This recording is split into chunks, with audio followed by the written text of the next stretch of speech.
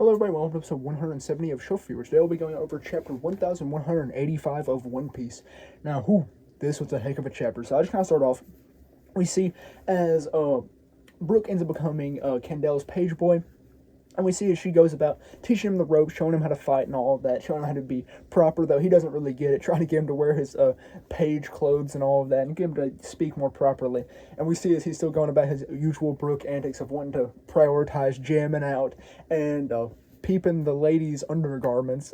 And one thing I thought was really cute was that we get to see at one point, when Candel was speaking to him, she's like, "You need to be more proper." And so Brook says, "Oh, crap, what's that? Would you be so kind as to show me your panties?" As he does in like the actual One Piece. That was kind of heartwarming to see that it had lingered with him for years upon years, decades upon decades. So that was really cool to see. But yeah, so we see this plays out, and ultimately we see as Brook gets better and better, and we see as we get back to the present day where Shuri is 14, and we see as well, actually, prior to this, we actually see as Candel was speaking with Brook about who she loves, and we see that she just really wants to be around him. She doesn't even have to be loved back; she just wants to be around him. And Brook's like, "Maybe if you dress like a woman, then you would be able to pull him." But she's like, "No, being around him is enough." And we know that she's obviously speaking about Leoben here. And this part of the story really made me doubt like the God's Night theory or the Holy Night theory about her, because it just doesn't seem fitting, especially with events that happen later on. But yeah, so we see this plays out, and then ultimately we end up going to the present day where Shuri and Brook are still speaking, and we see as Shuri's like, "Well, what would happen if if someone went for me and not both my parents?" And he's like, "Obviously, I defend you and all that." And so we see as they continue to discuss and things play out, and ultimately we see as time passes, and we end up getting to the 15th year of Shuri's life, and here. Prior to this, we've been seeing as Brook is talking about how he's absolutely indebted to Candel and Leoben because they are his predominant benefactors because they raised him essentially. But yeah, so we see this discussion continues, and ultimately the time passes, and we see that Shuri and Brook are kind of growing up together. We're not growing up together because Brook's already like, I think, 28 at this point, and Shuri's only 15. But they're growing up, and Brook's kind of training her and all that, helping her throughout her days and everything. And we see is if she's slowly starting to want a little bit more independence from her parents. Brook teaches her a song called it's "Y'all Best Buzz Off," which is the title of the chapter. And this is kind of her becoming her own person. And we see this plays out, and then ultimately we're like, yeah, everything is cool here, but then it would ultimately take a turn for the worst. And this turn for the worst would also, I forgot to mention, I know I'm all over the place, but they also discuss how a celestial dragon boat had came into the Esperia Kingdom prior, like a time prior. They don't actually specifically state how long prior to the events of the discussion with Shuri, but we see that during this, after the events, Candel was not in prison, but down and out of it for multiple months afterwards, presumably due to like sickness or fatigue, or I can't remember exactly what Brook says. But so, that is kind of odd. I don't know why she was down and out after so long for the Celestial Dragons. Like, I really don't know. Like, possibly they experimented on her or something. I really don't know. But yeah, I don't think that's it. I really think she was just down and out for an unknown reason, but she was. And so we see this, and like I said, it ultimately ends up developing, and then Esperia takes a turn for the worse. We see as after this visit has transpired and all of that, we see as time has progressed, and ultimately a fog, a poisonous haze ends up coming down the kingdom of Esperia, silencing all the music, replacing it with coughs, and the coughs, and the instruments start to decay and all of that because of the haze, so they can't really play music, but we see Brook is still going about it and trying and doing it. And due to this haze, we ultimately see as Queen Candel is killed by this poisonous haze. It ultimately ends up getting to her, and her life is ended. So we see as obviously everyone is very much so grieving about this, and most certainly Leoben, because Leoben truly did love her, and Candel truly loved Leoben, at least as far as we know. So that was a very happy relationship for it to have ended in this way, and we see that Leoben is crushed by this.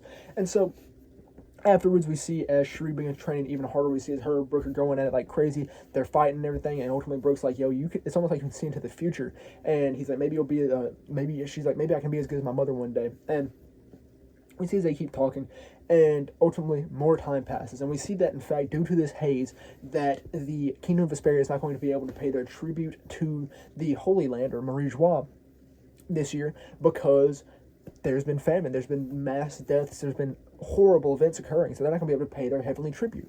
And so we see as Leoben ultimately ends up saying, "Yo, crap on the government." He's like, in return for the heavenly tribute that they're not getting, they're requesting 1,000 human slaves. And he's like, I'm not going to give up my humans. I'm not going to give up my citizens for that because they deserve a king who is just and right. And I love this about Leoben. Leoben's a great king. Like, I love what he did here. And so this just made me enjoy the character of Leoben even more because I really enjoyed Leoben because he was an upstanding man, a good guy. And so we see this. And ultimately, this leads to an invasion by the Marines. We see as the world government ends up coming to the kingdom of Vesperia, and they start attacking. And we see as everyone's struggling because they're on this backwater kingdom. Also, before this, we get to see as the citizens were discussing, they're like, yo, but if we go against the world government, are we going to become some lawless land? And we see, in fact, that Brook instills hope in the people by singing about Elbaf and Yano. Not Yano, that's the land where Shiki's from. Wano, the ninja samurai land that we've been through. But yeah, so he thinks about this to get their hopes up, which is kind of cool that he has a knowledge about this. We also learn about the Kamigata kingdom in this arc when it's discussing the dialect of using y'all and the song of y'all best buzz off. But yeah, so we see then as this attack ensues, and we see as Brook is going about and fighting as hard as he can. He's feeling the hope. He's feeling just pure ambition to beat them and to win, and he has hope deep embedded in his heart.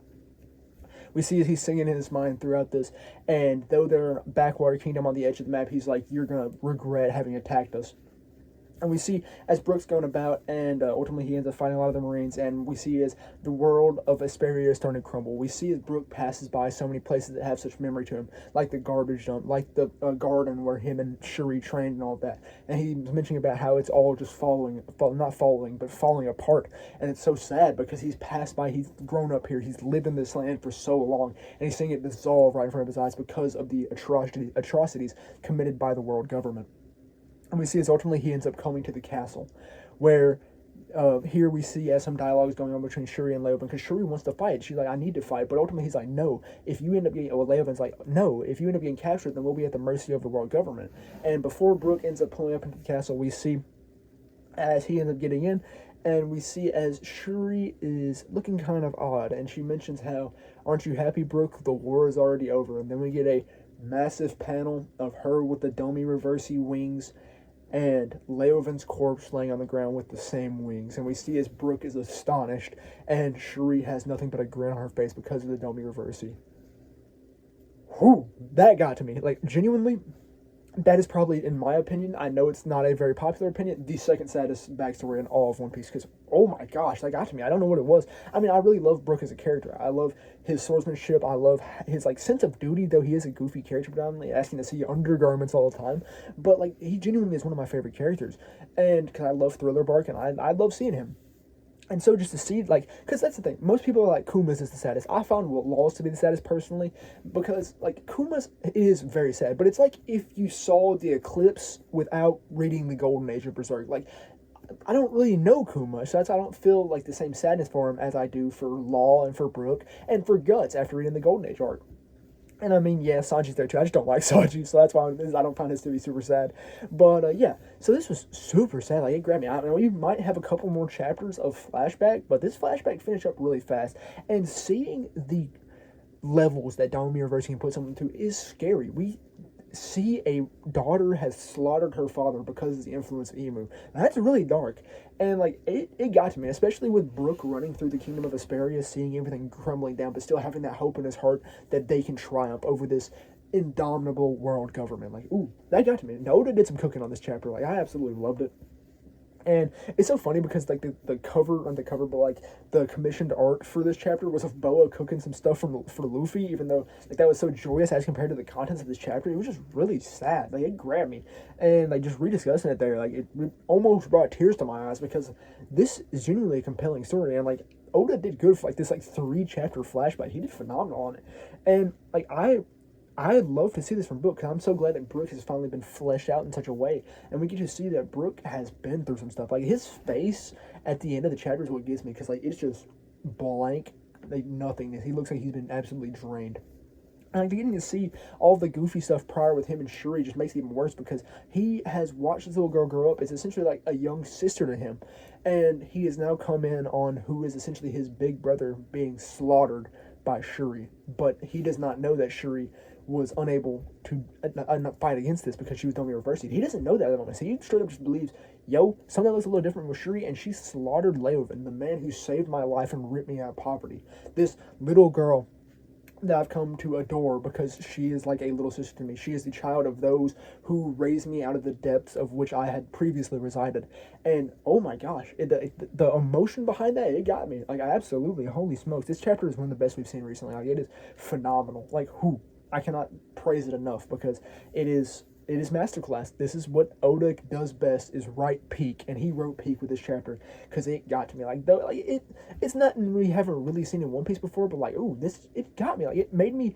Good writing makes you feel emotion from stuff that happens with the characters in a very little time. And yeah, that's kind of a crazy thing to be saying about One Piece, but he did it here, and that's masterclass. That's all I can say. I really enjoyed this chapter, and I hope that if you're caught up, you'll read it. Heck, if you're not caught up, you can read this without like having too much spoilers. So I recommend reading the 3 chapters of Brook's backstory. And if you don't want to read anymore, or if you don't want to try and get caught up, just drop it there and go back to where you were reading. Because holy smokes, was that a good chapter and a good set of chapters. But yeah, that's all I really have to say about chapter 1185 of One Piece, and all I really have for episode 170 of Show Review. So thank you very much for watching.